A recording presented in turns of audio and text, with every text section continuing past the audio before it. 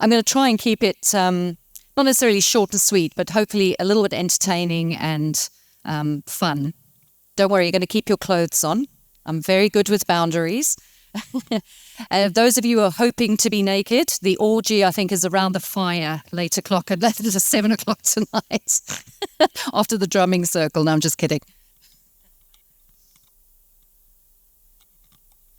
I can see some little people at the back. They're definitely not coming in for this one, I don't think. All right, I think we should get going. We should start, because I think all of you have had quite a long day. It's been a day of a lot of consciousness and energy. And has anyone done any healing today? Has anyone... Oh, so you've all had good days. Have you gotten your ticket price worth? Are you coming back tomorrow or not? All right, so my name is Marie Clulow, and I actually was a singer and saxophonist and performer for about 30 years.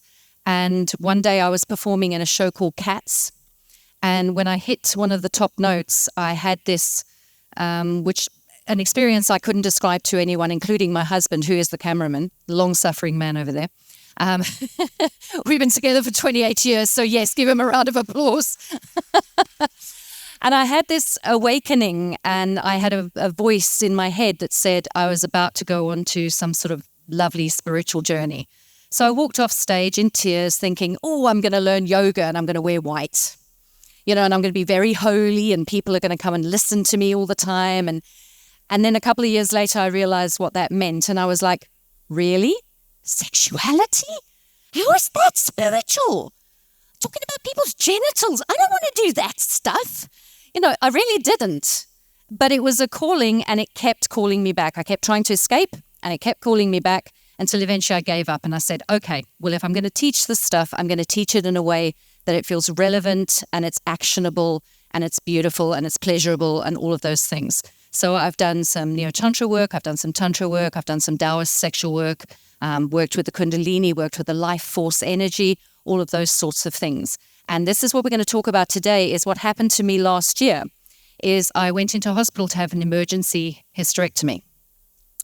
And I'm this person who now I teach intimacy. I've got coaches around the world who teach this work. And I've had a 2-hour orgasm, AWE-gasm. Yes, it can happen, and it's a technique. Thank you, husband, person. You can understand the 28 years now. But the point being that I thought I had it waxed when it came to, well, excuse the pun, but I thought I knew what I was doing when it came to intimacy and amazing pleasure experiences, etc., etc. And then I went into hospital to have this emergency hysterectomy. And while we were in there, I woke up in high care because things had gone wrong during the surgery, not majorly. And my husband came to visit me and said, you didn't wake up in the room you were supposed to wake up in because, there was a problem with your breathing and blah, blah, blah. And of course, I started to panic. And he did one of the techniques on my feet and on my legs. And until that point, I couldn't sleep. And he started doing what we teach as a sensuality technique on my feet and on my legs. And I fell asleep deeply. And I think it was also the drugs. I will be honest. I don't think I'm that spiritual. I think it was the drugs as well. But I had another experience of understanding how intimacy and connection is so important when it comes to healing. So that's with yourself and also with your partner or partners, depending on what your belief system looks like. So what I want to say to you first and foremost is it going to work for me? Yes. There is only one nervous system for pleasure and for pain. This is important to remember because we think that the nervous system for pain is different to the nervous system for pleasure. It isn't. So we need to understand how the nervous system works a little bit so that we can get feedback for healing and for bliss and relaxation. Bliss and relaxation are deeply healing in a lot of ways that we don't understand when we first go into a healing space from a sick space. So your nervous system priorities are to keep you alive, staying alive. Yes, exactly that. The CPR technique, and that's the song you're supposed to sing when you're doing CPR. Nervous system wants to keep you alive. So it's hard to heal in survival mode. So when you've had something happen to you that's really awful, what happens is your body starts running adrenaline. It starts going into the sympathetic nervous system, and it's in survival mode. Bliss and relaxation can move you out of survival mode. Survival mode is self-care and we care. So you can see the list here. I'm not going to go through it all because I'm not going to keep you for an hour and a half. But healing and rest is often based in medication to induce rest and restructuring. It's often pain-based. It's not about touch and connection. And also your system shuts down when you're in healing mode. It goes into survival mode and you actually become antisocial. Your body wants to protect you and hermit you. So you have to make a conscious decision to move into a different nervous system to enable more healing. Healing through bliss is healing through oxytocin and human connection. Now, you've all seen Maslow's hierarchy of needs. I don't need to show you that. But when you're in the bottom level of that, you're in the sympathetic nervous system and you are just trying to survive. If you've just had surgery or if you've just had a disease or there's illness happening, often that's not the time that you can use all of the tools and techniques that you can use when you can consciously move into the parasympathetic nervous system. You're in the sympathetic nervous system and you're in panic. Your body wants to keep you alive. At the end of the day, we are also mammals. And we have a reptilian brain and an amygdala and all of these things that as spiritual as we want to be, as spiritual as we can be, sometimes we've got to get out of survival mode to be able to become self-aware and to work towards better awareness within our lives, etc. So, keep pointing at the wrong place, don't I? When we're depleted, we go into survival mode. When we're in survival mode, we perceive others as a threat. So when you are needing healing and you're actually needing other people around you, what happens is you tend to become quite antisocial and grumpy. You don't want to see people. You don't want to do peopling. You're in survival mode. And I can see people nodding, so I'm not the only one who becomes a grumpy dragon monster when I'm in those spaces. Self-care, therefore, is we care. Yeah, go on. We've been doing this all day, of course. Now, here we go. People think that there's only one or two types of rest. There aren't. As you can see, there are lots of different... Oh, hello, it's gone. Let's go back. It's going, hurry up. No. There we go. Right. So when we are healing, generally speaking, let's say we go in and we have surgery and we come out of surgery, what do we normally get? We get some physical rest sometimes and we get some sleep sometimes. But a lot of these other things don't happen. We don't get emotional rest because the medical aid needs to be paid and there's bills coming in. And this is the stuff of life. We don't get sensory rest because sometimes we're undergoing physiotherapy or more pain. People are jabbing us with needles, etc. Social rest. People want to come and visit us when we're in the hospital. So there's no social rest. You've got to try and be nice and maybe even put a face on if you're a woman and you're worried about being seen without your face on. Sometimes that happens, And also mental rest because of all the things that happen when you get sick. You're worried about your partner or partners. You're worried about your family who's looking after you. You don't want to be a burden. All these things are happening. So when you move into the healing space, we don't move into the healing space fully. What tends to happen is we get stuck on a little bit of sleep and bed rest, but our mind's going mad, our social plans are going mad, the bills are piling up. All these things are happening at the same time. So we don't get to move into the correct nervous system for bliss and relaxation, which is also the parasympathetic nervous system. And that is the rest and digest system, which we need to heal our bodies. It's also the nervous system that's most common to be in when you have an out-of-body experience or a spiritual experience. If you think of things like yoga, meditation, the breathing exercise we did with the lady who channeled just before this talk, all of those things take us into the parasympathetic nervous system. They gear us down and they make us feel safe. The parasympathetic nervous system will only be operational if you feel safe and relaxed. It's a gear change in the body, and it's very accessible through bliss and relaxation and pleasure. Yes. That's the exciting part. There's also links to vagal toning and polyvagal theory, but that's another whole thing. So thinking about libido and sensuality are affected by these things. Now, you know this if you've ever lost your sex drive and lost your sort of lustful life, or your partner, if you've been in a long-term relationship and you've been sick, libido disappears. Extended adrenaline states. So that was like the whole of COVID for me. Extended distress, don't know if you're going to keep your job, worried about what's going to happen in the future. Certain medications, SSRIs, antidepressants, hormonal replacements, etc., etc. At one point after my hysterectomy, I actually said to my husband, I don't know what I'm going to do, because how can I authentically teach about conscious sexuality and intimacy if I've got no libido? The idea of any sort of play or sex was like, no way. I actually started crying and said to him, I think you're going to have to find someone else because I can't do it. I can't be authentic. No, seriously, the mood swings were terrible. I was a dragon. So, certain sorts of medication can save you in the sense that they put me on HRT because 100 years ago you have an emergency hysterectomy, you die. You don't get to reform your endocrine system. So surgical menopause is a process you're supposed to go in over 3 to 7 years, and it's overnight. So it's pretty awful. It's like puberty on steroids. And then plus you're getting older as well. So, it's not fun. It didn't feel very spiritual, I have to tell you. So here's someone who's got it waxed when it comes to intimacy and pleasure and all of these things. And I am a goddess and the whole bit. And now suddenly I'm thinking, it's all gone. What am I going to do? Because it's not there and I can't find out how to fix this. They've got a so-called solution for men, take Viagra, but for women, there's nothing. So it's like, how do I get it back?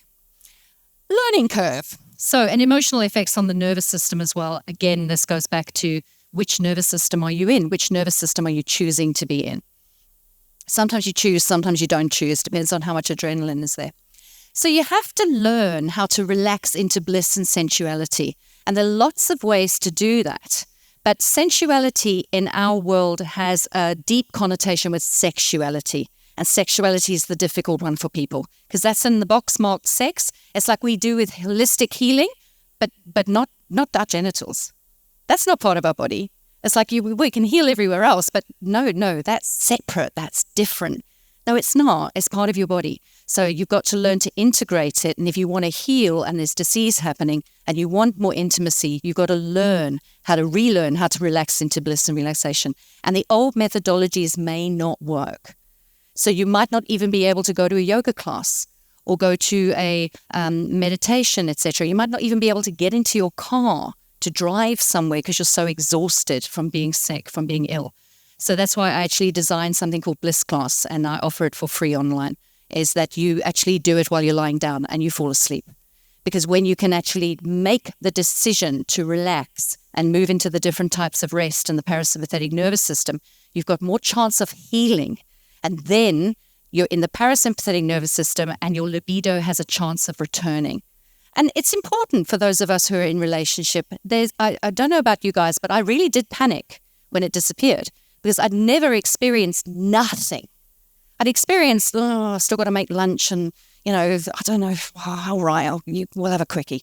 I've experienced that before, and we've all done that. We're in long-term relationships. Sometimes we do things out of a sense of obligation. It's not necessarily, the whole bit, Sorry, my love, but this is the truth. Often women nod because you're thinking about making lunch and the rest of it. And the tired woman, generally speaking, doesn't have a lot of libido. A tired man on the other side does because it's a de-stressor for men. Estrogen and testosterone work very differently in the body. That's another whole conversation, but anyway. So what we learn with pleasure, we never forget. And if we learn how to relax into bliss and into sensuality, we can separate sensuality out from sexuality. They are not the same thing. They've got a lot in common. But being sensual is not the same as being sexual, which is why I came up with the term sensualness. Because sensuality, when you say that to people, they're like, it's just a little bit too uncomfortable for me because that's still in the same line as sexuality. No, it's a conscious decision to be using your senses and to be sensual and to change into the parasympathetic nervous system so that you can deeply relax and feel bliss and rest and digestion and all of those things that the healing system needs in your body. And you've got to make a conscious decision to do that, because if you try and heal the way we normally heal, it's not going to happen automatically. You're going to have to make a decision to do it. Our belief systems around sexuality affect our sensuality. And that's also when you think about what I call sexpectations. So sometimes you want to be sensual, but maybe your partner wants to get jiggy with it. And so they're taking your sensuality and your cuddles and the oxytocin and all of that as a sexual cue to move into lovemaking or into intercourse of some description. And sex expectations are the quickest way to undo sensuality. So that's why I'm talking about sensualness, and that actually starts with you on your own. You can do those exercises on your own to start relaxing into the correct nervous system so that sensuality can become its own thing. It's not always tied to sexuality and to your intimate life. Okay, we don't need to go through all of this, obviously, but this is the wheel of intimacy. There's a dance that happens in your body, and for everybody, it's different. So for some people, they're very sensual, and estrogen tends to make us more colorful in our emotions and more interested in sensual awareness and relaxation. Often for women, it takes them 27 minutes to get into the right state to have multiple orgasms or to even have pleasure peaks. 27 minutes, unless you know the Taoist shortcuts. There are shortcuts, which is good news for anyone who wants to learn them. But 27 minutes. Now, when you've been in a relationship a long time, 27 minutes is a long time.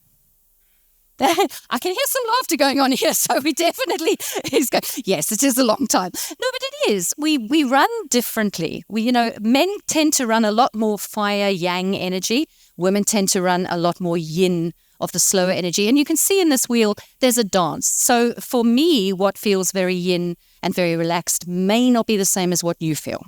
But it's your balance and my balance. So you just got to find the balance. And we polarize sexuality because we put sexuality all into the fire stuff, all into, feeling turned on, feeling aroused, all of those things. Arousal in the nervous system doesn't actually mean sexual arousal. It just means that the nervous system is working. And sometimes that means adrenaline and blood flow and actually shutting down certain areas of your body. So we want to arouse the nervous system in a yin way, which is a deeply relaxed way, not a yang way, which is a contractive way. And there are different sorts of orgasms you can have as well, because a contractive orgasm is, generally speaking, a friction-based orgasm. We can mostly figure it out. There's plenty of material online to help you figure that out if you haven't gotten it right yet. And that's also consistent with fertility and being young, etc. The way we make love and have intimacy in our 20s is not the way we can make love and have intimacy in our 30s and beyond. It can become better. I call it the midlife pleasure awakening. Women's sexual peak starts at around, because it's different for everyone, 35. So this thing of as you grow older, you're just not going to have an intimate life, it's nonsense. It's what the media wants to sell you, but it's not true. So those are just things that you can see what the sympathetic nervous system is using and what the parasympathetic nervous system is using. And obviously, they're not completely separate. There is a dance going on all the time between the inhale and the exhale, which nervous system you're in. But when you're in the parasympathetic nervous system, most spiritual experiences happen there. Think about the things that make you deeply aware, deeply relaxed. Those are the things that you're doing. You're in the parasympathetic nervous system. You can actually feel the gear change. And that is where self-awareness and that becomes possible. And you can use pleasure to access those states. So we were speaking a little bit about contractive and expansive pleasure. Again, this is the dance that happens between the two. So contractive is your adrenaline and new relationship energy, feeling very turned on, that fire. And it's delicious. It's not wrong, but it's one experience. So when you have the expansive experiences, this often happens in midlife because you've got the time. And you can also be used beyond sexual pleasure. So my husband rubbing my feet in the hospital and then I fell asleep was a huge awakening for me. I was thinking he's using a technique we use for intimacy and it's sending me to sleep. And that's what made me start thinking about healing and our approach to healing and intimacy and how we can be laying hands upon one another to help heal as well. And we need different sorts of rest and choosing which nervous system we want to be in. Okay. There we go. Why sensual relaxation is different. It's not the same as generalized relaxation. It's a somatic experience. It takes priority in the body. Now, we like to do, well, I'm going to speak for myself here. If I could do everything in my brain, I would. It's so ironic considering what I do for a living, because I like to do things in my brain where I can make sense of things. But sometimes the innate intelligence of the body has to make sense of it for you. So you've got to have a somatic experience while you're here being in this form that you've incarnated in. Sometimes we have to work with it, not against it, not try and do everything from the heart up, but include everything, including the innate intelligence and wisdom of the body and how we receive pleasure and conscious touch. Conscious touch is very much a sensual experience. It's part of sensualness, but it's not necessarily sexual, but it's still intimate. One of the most intimate experiences I ever had was when he rubbed my feet in the hospital and I fell asleep because I felt so vulnerable. So that was incredibly intimate. But was it sexual? No, not at all. And that's my husband put all the funny memes in.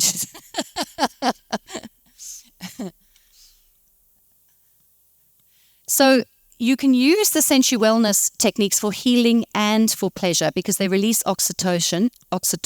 Oh, I promise you I haven't been drinking. It's just been a long day. Conscious touch releases endorphins and oxytocin, and life force energy is deeply linked to sensuality. So also things that happen in yoga classes with the life force energy, the root chakra, all of those things, it's not necessarily sexual. It can be.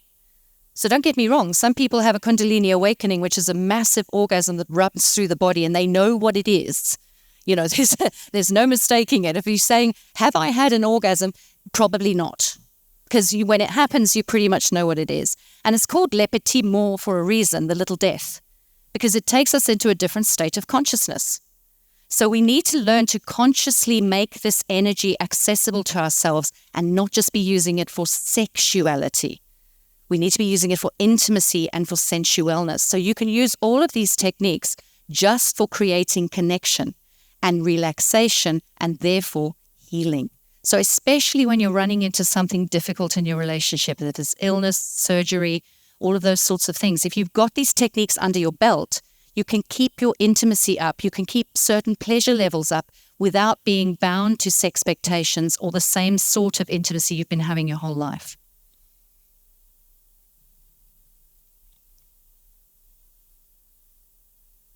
Thanks.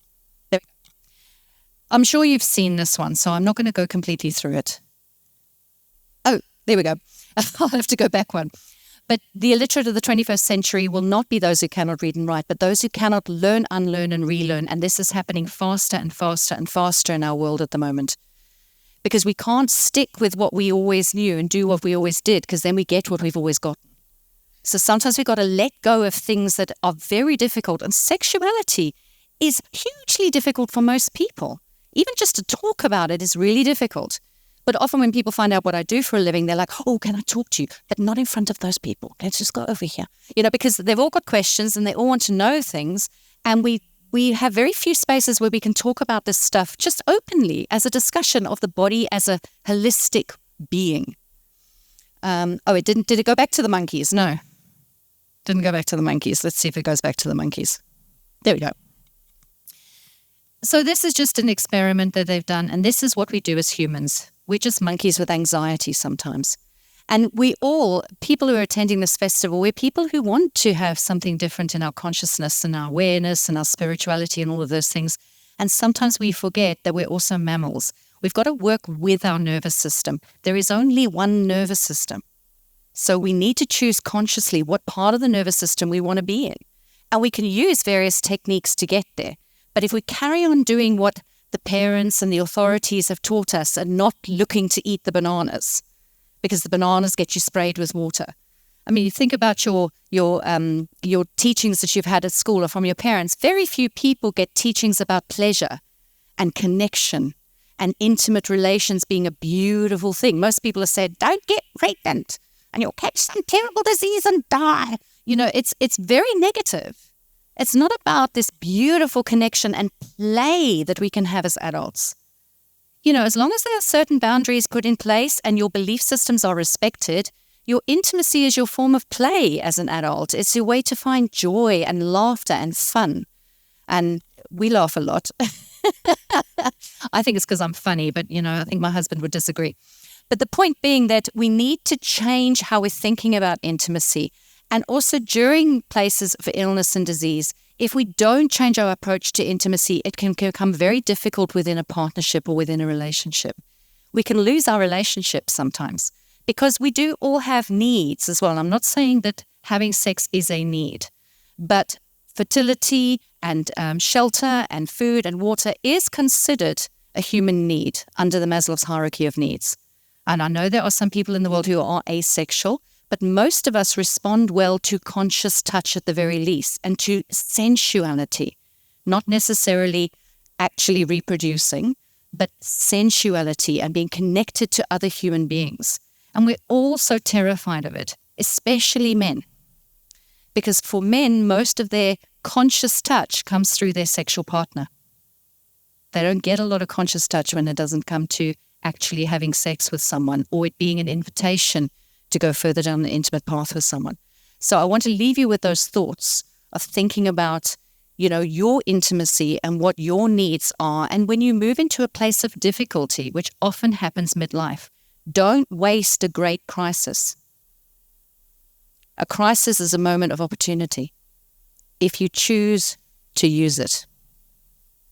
So those are the thoughts I'm leaving you with. The nervous system is the same. Sexuality and sensuality are not the same thing. And if you learn sensuality and sensual wellness techniques, you can use them in your healing, in your intimacy, in your partnership, and in your life. It's not just stuff about sex. It's about everything. Let's integrate it. Let's put it together and have a lot more pleasure and play in the world. And that was my talk for today, people. Thank you very much.